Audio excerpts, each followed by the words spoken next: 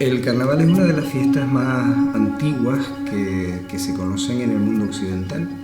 Es una fiesta que tiene sus orígenes en las Saturnales romanas y digamos que en Canarias hay dos tipos básicos de carnaval. Hay un carnaval más urbano y un carnaval rural que es mucho más ancestral, que tenía lugar en los campos, que era más agrícola, más pastoril y que viene representado por algunas expresiones que tenemos en Canarias que aún perviven. Algunas se han olvidado un poco, otras se han recuperado y otras perviven. Quizás en Lanzarote las dos joyas de la corona sean los buches de Arrecife y los diabletes de Teguise. Son expresiones en las que hay tres elementos fundamentales: perseguir, manchar y golpear.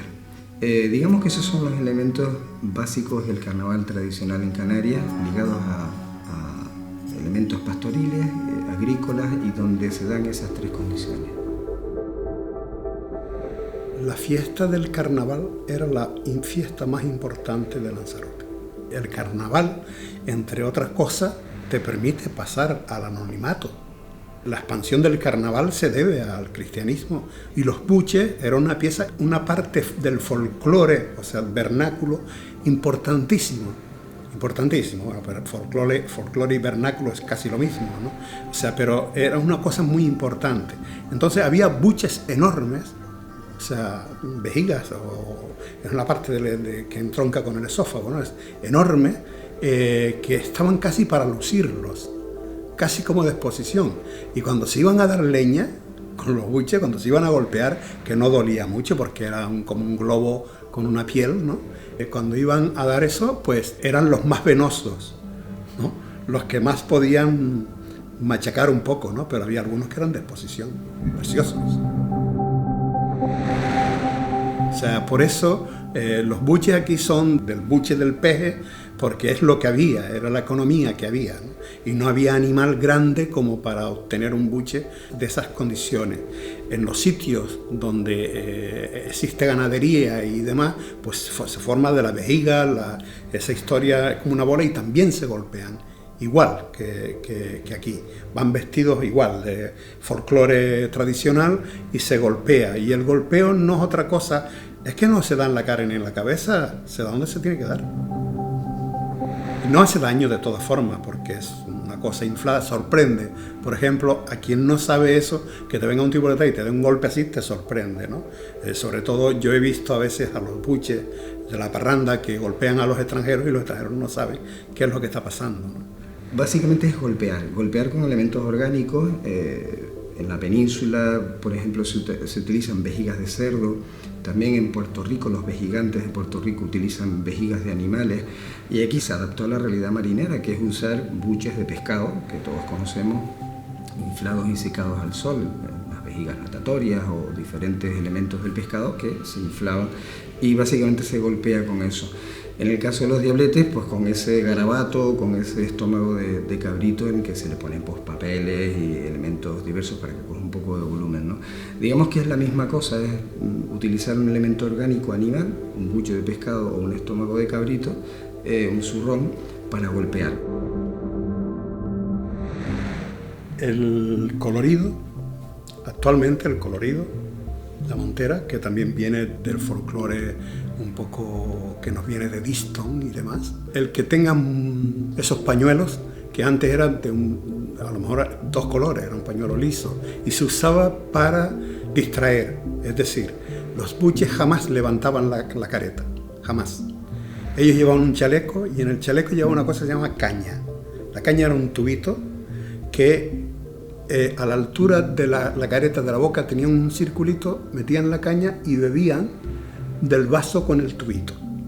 Nunca levantaban la careta. Como tenían una careta dibujada arriba, pues desfiguraba realmente el rostro real. ¿Qué es lo que pasaba? Que si un día venías con un pañuelo rojo, al día siguiente estabas con un pañuelo amarillo o azul. Entonces ya pensabas que era otra persona. Pero ellos jamás levantaban para beber la careta, nunca.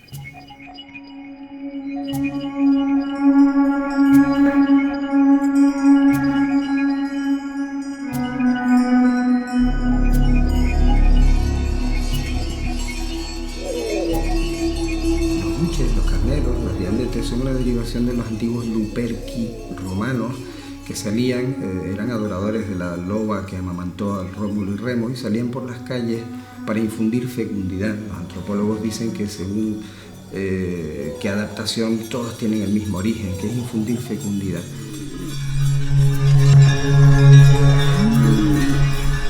Cuando llegaron los franciscanos aquí, ellos traían como fiesta principal la fiesta de Corpus, y ellos escenificaban delante del Santísimo una lucha entre el bien y el mal.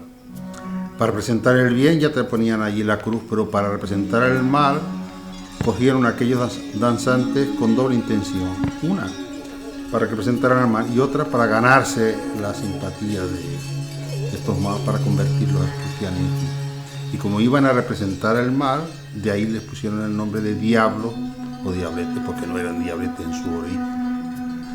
Y estuvieron saliendo en la fiesta de Corpus hasta 1770 y pico, en que la iglesia los prohibió, porque decían que pintaba una figura del diablo en una fiesta religiosa, y los quitó. Entonces, donde mejor encajaban, igual que en otros lugares, pasaron al carnaval, puesto que era una figura, una máscara, pues para el carnaval se integraron. La careta del diablete. Eso se debe a nuestros emigrantes, que al ir a América, ellos descubrieron que allá el contorno físico de la careta era un buey. Cuando vinieron, lo que hicieron fue una mezcla entre el macho cabrío y el buey. Por eso en la actualidad, cuando miramos una careta del diablete, vemos el contorno físico, que es una vaca. Sin embargo, se conservó los cuernos y la lengua del macho cabrío. Es una mezcla para hacerla más diabólica, más terrorífica. La máscara tiene un sentido ritual que es muy amplio. De hecho, algunos filólogos dicen que el origen de personalidad viene de Fersu, que es la máscara que se utilizaba en los antiguos teatros griegos. Y bueno, pues la máscara siempre se ha utilizado en cualquier manifestación ritual.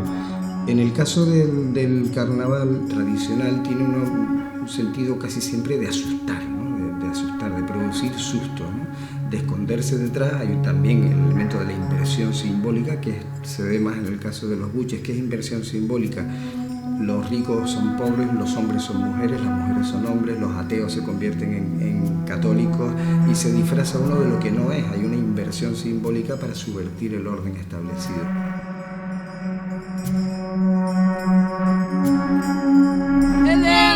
Lengua, si vienes aquí, te corto la lengua. A través de un historiador africano nos explicaba que los yorubas tenían como orixa principal o dios principal el Elegua, que le llamaban Elegua.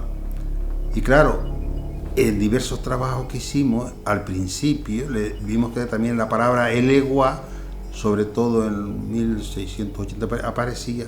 Y entonces los chiquillos de la villa en la actualidad le gritan al diablete Gelengua, una deformación de esta primitiva palabra del Elegua.